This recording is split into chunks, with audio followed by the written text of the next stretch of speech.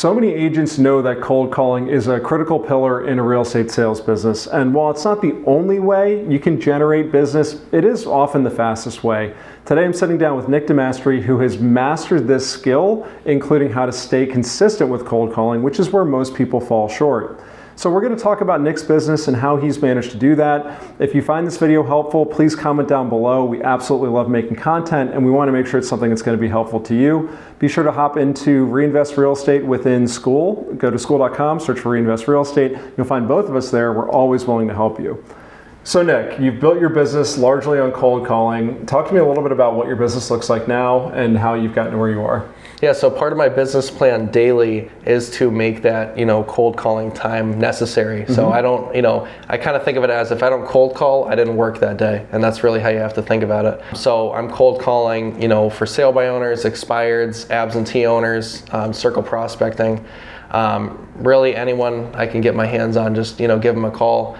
And what cold calling has done for me is hoping someone texts or calls and just makes it into something that's fully controllable. If I cold call X amount, I'm going to get an appointment, whatever it may be.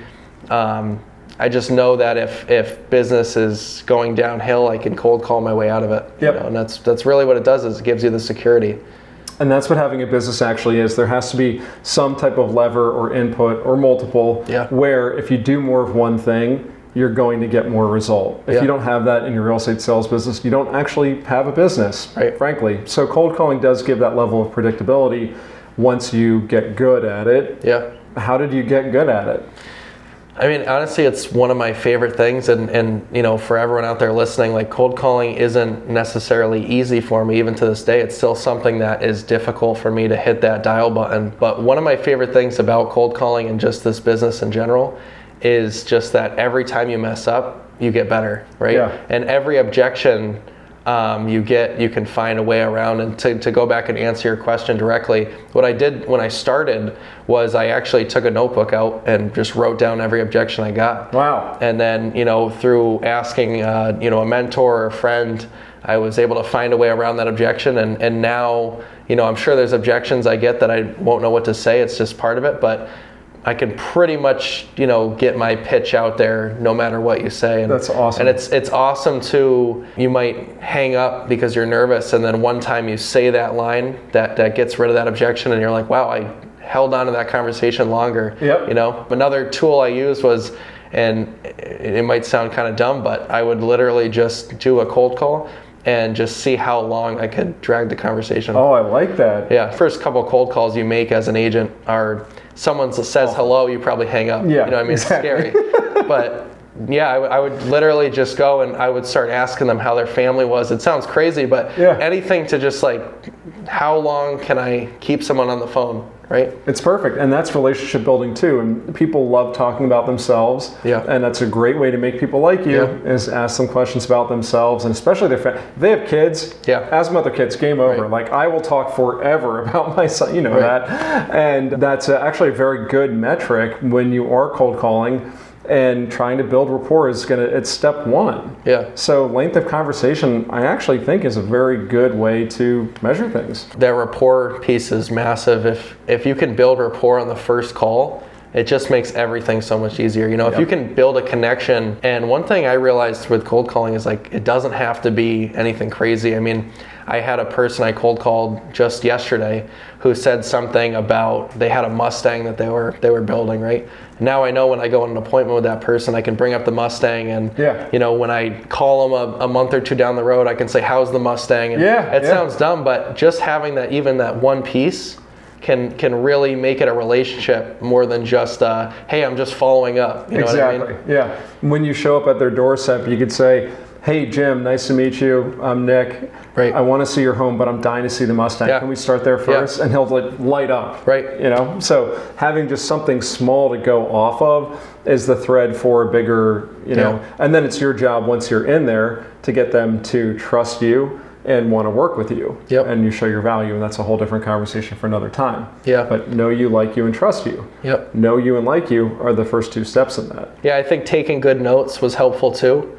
That way when I do a follow-up call a month or two later, whatever it may be, I have something to bring it back to. So, it's hard to follow up with someone if you don't know what you talked about. Exactly. How do you keep organized? How do you stay on track with all these contacts and all the information they're giving you? Yeah, so I use Mojo Dialer. It's just one of the options out there I started with. That's what I still use. So what I do is I made a special group in Mojo called Nick's Add to KVCore. Okay. KVCore is my CRM I use. So it's pretty self-explanatory. I talk to you. If I feel like that you're a viable lead, whether now or in the future, I'll check that box of Nick Add to KVCore, and there's a note section in Mojo. I'll type a quick note, whether it's your email, your phone number, a little something we talked about, whatever it may be, your timeline. And then once my prospecting time is done for the day, I'll go back into Mojo, transfer all the leads to KVCore, and that's where I built that multiple campaign system to follow up and eventually close them at the end of the day. And then that's also when you send your follow-up emails to them as well, right? You're not breaking your cycle of calling. Right. You wait and you have two distinct time blocks. Yeah, because if you try to mix, follow-up and prospecting time, your brain's going to be all over the place. For sure. And I personally tried that, where someone will pick up the phone and you were, typing a document and you're flustered and they hang up and you just missed potentially, $1,000, multiple thousands of dollars of income. Definitely. What do you think about it? And it's okay. Some agents will say to me, well, I told them I would send them an email after about X, Y, and Z. It's like, okay, well, after doesn't have to be right when you hang up the phone. Right. It could be an hour later when your call time is done. In fact, it should be. You need to keep those two times separate and segmented. Yeah. So how long do you call for each day? So I have a triple dialer, so it dials 3 people at a time. I dial 1 hour per day, sometimes extra if I can fit it in my schedule. But I built my business off of just, taking my target income, working back, backtracking off of how much money am I putting towards my business, putting aside money for taxes, all that. And it works out to prospecting time of 1 hour per day. So just make sure I get that time in. Yep. And if anybody's unsure how to do that, just reach out to one of us. I've done this multiple times. You know the framework. It's easy just to walk somebody through with a couple questions to get them, from point A to point B.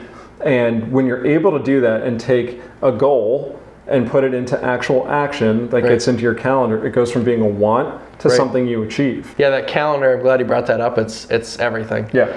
Before I had actually built my calendar to my business, it would be, if you asked me, hey, what are you doing today? I don't know. Yeah. You know what I mean? But now, when I just mentioned this in a Reinvest or in Skool in our group, someone was talking about how do I stay focused. And I told them I really clock out as a business owner, clock in as an employee, follow my calendar just like it's my boss, and clock out at the end of the day and had a successful day, every day. And one of the things, just to add, that me and you talked about, I told you I was finishing early. What do I do with that extra time? And you told me, well, either step away from the computer and enjoy the time that you just created free time. Yeah. Or build your schedule to how your day-to-day is actually working out, and maybe you can fit more, productive things in there. Exactly. I think to give a little more context to that, you said that 5 days a week you were getting all your work done by 2 o'clock, I believe it was. Maybe even earlier, yeah. And so you had 3 hours or so every day, 5 days a week.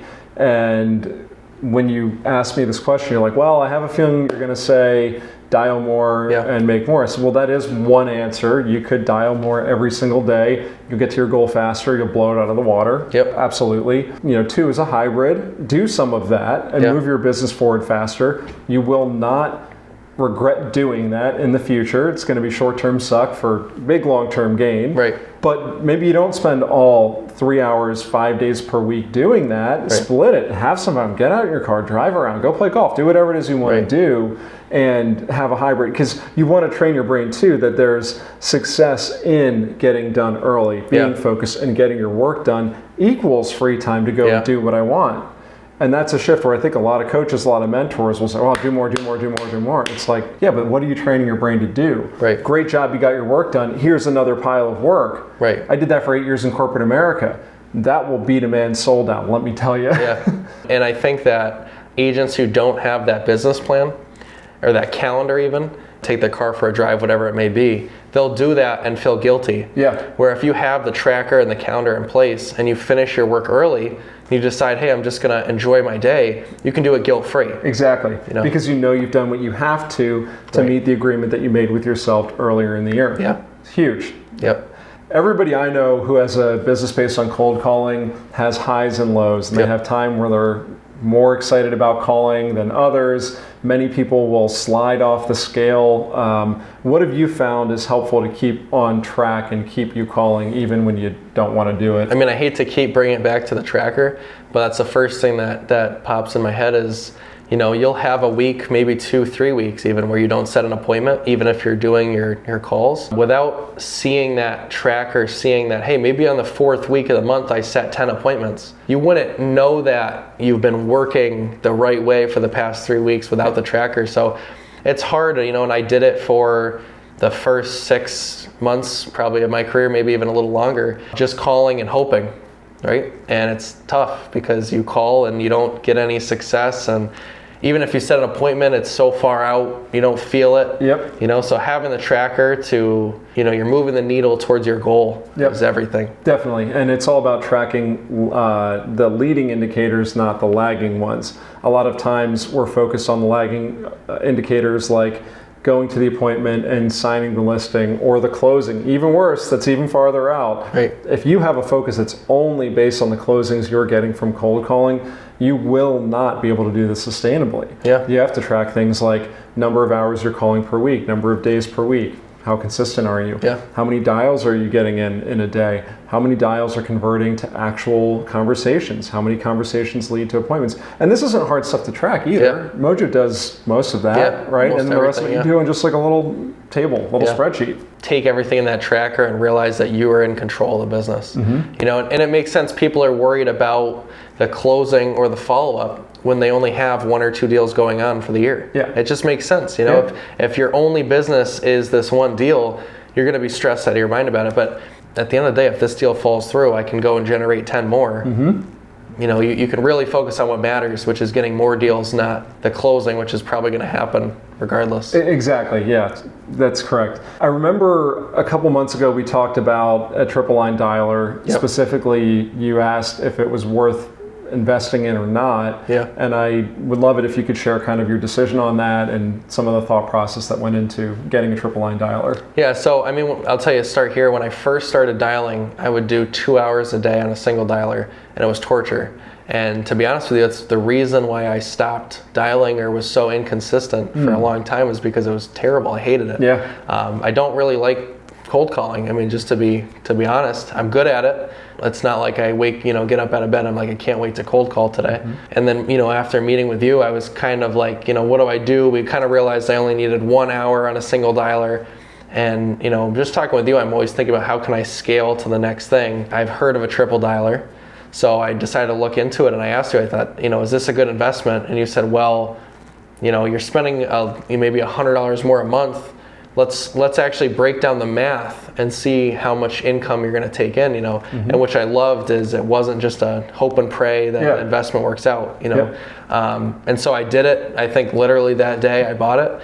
And I mean, it's insane how many conversations I can have in an hour. Yeah. And that math was pretty simple, right? It was, okay, you'll spend $1,200 in a year. And again, we're taking a year focus. It's not this month. It's let's look over time.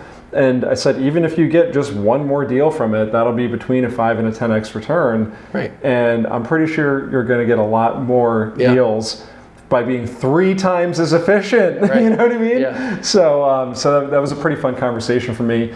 And it seems like that's kind of changed your framework towards everything. In fact, today you told me that you were looking at your dollar per hour for dialing. Yeah. And calculating that was helpful to keeping you consistent. Can you share a little bit about that? I think everyone who owns a business hears like the dollar per hour thing. And so, I've always kind of thought about it. And the other day I just decided to do the math and actually break down what am I making per hour of cold calling. And once you put that dollar figure on, it just kind of amplifies that you're in control. Yeah. Because if you look at your bank account in the morning and you're like, hey, I have no money. Well, do you go get a job at McDonald's and work 10 extra shifts to make a couple $100s? Or do you cold call for 2-3 hours? Yeah, because what was your hourly rate? It was $225 an hour, and it's, that's... What's the average price point in your market? Just give context. $325. $325, so not huge, below the national average actually. And just to kind of put that in perspective, that $225 an hour is based off of half of the appointments I set not even showing up. Yep. Half of those people don't even sign with me. half of the people I sign don't even ever close. Not only that, that 225 is after I pay my commission split. It's after. Oh, I thought it was gross commission. After. Wow. So it's after I put aside 30% for taxes and after I put aside 20% for my business. Oh, shit. So that number's more, I mean, it's got to be double or close to without, if you didn't back out all those expenses. Yeah. So that's even more exciting. Yeah. That's $225 in your pocket. Right. And it just makes you think, like, let's say you want that new car or a new, laptop for your business, whatever it may be, new pair of shoes. Yeah. Instead of it being like, well, when I get my next closing, no. How much is it? Okay, it's 2 hours of dialing. Yeah. Go dial. I'm laughing because my wife and I just moved into our dream house. We're very fortunate to be able to say that. And when it came on the market, I was agonizing over writing an offer or not. And I called my friend Jerica, who's also like my coach and my accountability partner, and talking to her about it. She said, it seems like you really love this property, what's standing in the way. And I said, well, it's going to be a bigger mortgage, $1 million mortgage. And, I'm kind of hesitant about taking on that expense. And I talked my way through things with her to a point where I realized I just didn't want to work more. Yeah. And I'm like, is laziness now standing in the way of me getting my dream house? And she's like, yeah, it is. And that was such a humbling thing to say. And it's like, okay, well, I better put my damn money where my mouth is and step up and do more work to get the thing that I've wanted for my entire life. Right. And if I didn't have this dollar per hour mindset, if I did not think like a business owner and approach things in that way, well, first off, I wouldn't be making the kind of money I am to be able to afford that house. But second off, I would not be saying right now that I'm living in my dream house. Right. And if you never had that dollar per hour or the calendar or the trackers, you could have hid behind the fact that you couldn't call enough, the calling wasn't working, you didn't have enough time in the day. I'm too busy with the deals I do have. I have to follow up too much, all this stuff. I have too many deals. But when you really lay it out, and you're like, oh, wow, it's actually just I'm being lazy. You can come to that conclusion and beat it. 100%. I just did this with an agent who's part-time, and her goal is to spend most of her time with her family, which is awesome, and she's doing that now. So she's already successful, and she has a certain dollar amount that she wants to, make in a year. And she said, I just don't know how I can do it. I said, well, tell me your schedule parameters. And I mocked up a schedule that could work within what she gave me. Right. And it showed that she had 21 hours during the week. And if she wanted to, she could add 6 hours on the weekend, 3 hours on Saturday, 3 hours of Sunday for showing. Right. And we went over this and she said, oh my gosh, I have 27 hours? I'm like, yeah. Like, do you think you can make $100,000 in 27 hours? She's like, absolutely. She's like, I have so much more time than I thought. We need to see it on paper. We need to see it in black and white to be able to even comprehend the amount of time we have and then translate it into how much work needs to go into it to make this amount of money. And for anyone out there listening, that 15-minute tracker that we've both used, it's humbling. It's a killer. You'll go, and look at it at the end of the day when you clock out, say for the day, and you're like, wow, I worked for 3 hours. I was on my phone for the whole day, you know what I mean? And that's where you really can, you get to the end of the day and you go to sleep and you're like, should I have worked more?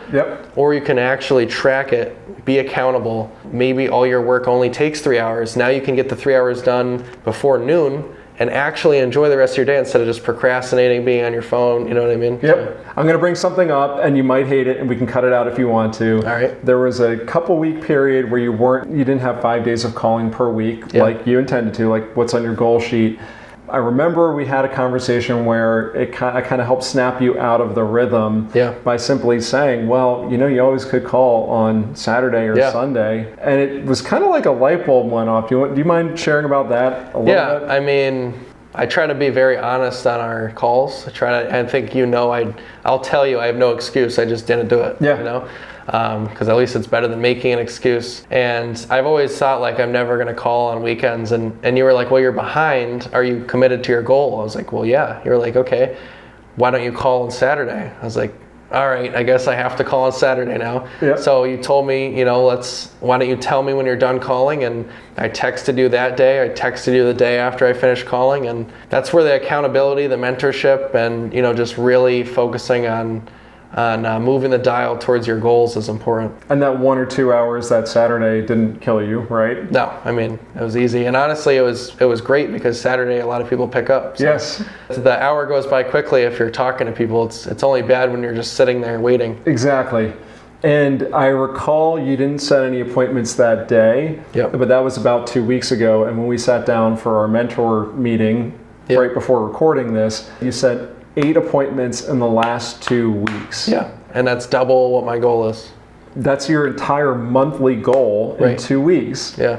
And so I would argue that that Saturday calling was the turnaround that made things happen for you in the next couple of weeks. And the problem with cold calling, it's not always directly, you do 100 calls right now and you set an appointment. We can get ratios and averages and etc. You might go days and days without setting an appointment, but changing your dedication or recommitting to the goal, I think that is what helped you set 8 appointments in the last 2 weeks. I don't even necessarily think it was the calling on Saturday. I think it was more you said, are you committed, right? Mm-hmm. And you almost gave me a challenge to prove to myself I'm committed, which was the calling on Saturday. I did it, and I've been consistent since then, And so while it might not have been, I may have not set any appointments that day, I recommitted myself to the goal by getting myself uncomfortable and calling on a day that I've never called before. And how does that feel in retrospect? It's just honestly, when you think back on it, it's so simple. Yeah. I come to you with a problem and you say call more, and I'm like, give me a different answer. Yeah. And then eventually I call more and I set 8 appointments. That's insane. Yeah. I know. And I hate giving that answer too, because it's the one that everybody's expecting.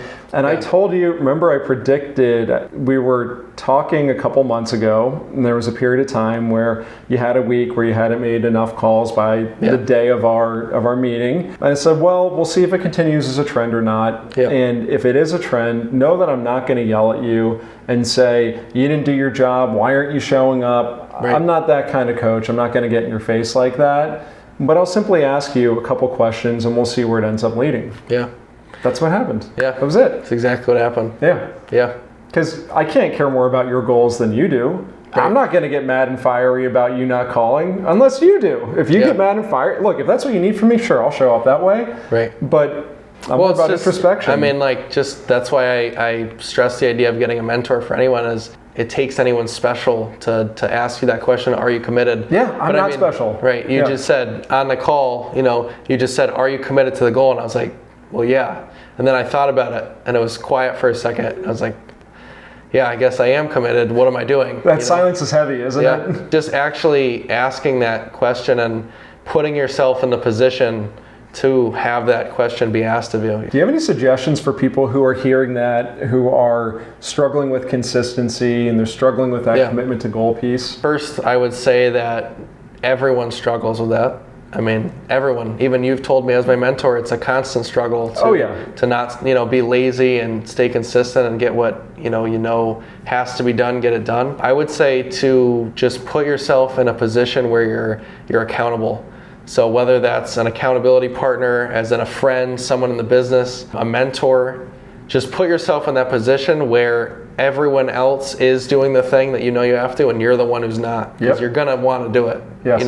Especially if I asked you, did you get everything done today? And you're like, yeah. And then you asked me and I'm like, well, I did nothing. It feels terrible. It does. No one wants to say that. Yeah. So that's my advice is just, whether it be finding a mentor, which I strongly, strongly recommend, or just putting yourself in a group, whether it's join a team. Honestly, it sounds crazy, but even having you as a mentor has opened me to recommending teams to people because being in that environment. So that's my advice. Put yourself in an environment where you're held accountable. And you're a solo agent, and you've been able to find accountability at a cloud-based brokerage, which doesn't have physical offices. Well, we are getting together in person physically. Look at that first off. Yeah. But not just that. I mean, you've built great relationships with people who've referred you deals, with me mentoring you. I've helped you, like you've said, and it's possible, but you have to find the right environment. And honestly, it's kind of funny because when I first taken the classes to take the test, I looked into eXp Realty. Yeah. And I was like, I like the commission split. Yeah. I was like, I should probably do it. I knew someone who did real estate in Florida, and I asked her what she thought, and she said, you need to find an environment where you can be in the office, talking to people, all that stuff. So I thought that meant, let's not do eXp. Let's go to a local brokerage with people.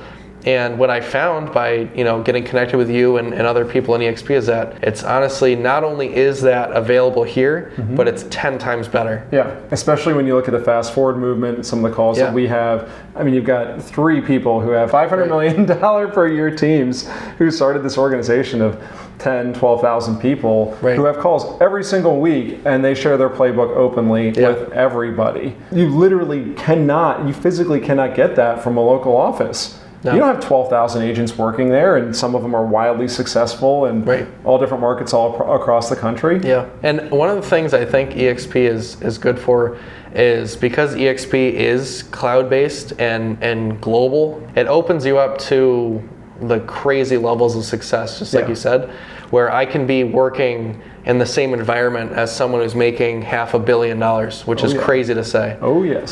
Versus being at a local brokerage or a smaller brokerage, whatever it may be. Your top agent is only selling 3, 4, even 5 million. Where that blows my mind that was the top agent there. I will never. My jaw dropped when you told me that. Yeah. So if people want to reach out to you and learn more about you, your business, our business, whatever. What's the best way they can do that? I think the best way is probably just DM me on Instagram. It's just Nicholas DeMastri. I'll give you my phone number. We'll talk, call, and I can definitely guide you. Sure, there's something I can help them with, and probably something I don't know about they can help me with. So we can all grow together. Yeah, and you're very active in our Skool community. Yep. We have the Reinvest Real Estate Skool community. It's free, open to everybody from all brokerages. We're in there answering questions, helping people all the time. Tons of free resources, classes, all kinds of stuff for people to take advantage of. Definitely love that group. It's been very helpful. Awesome. I'm very glad to hear that, and I'm so glad to get to call you somebody that I mentor, because you've had so much success so early on in your career, and that's exciting to see. And I'm grateful that you shared that with everybody today. So thank you. Thanks for having me. Awesome.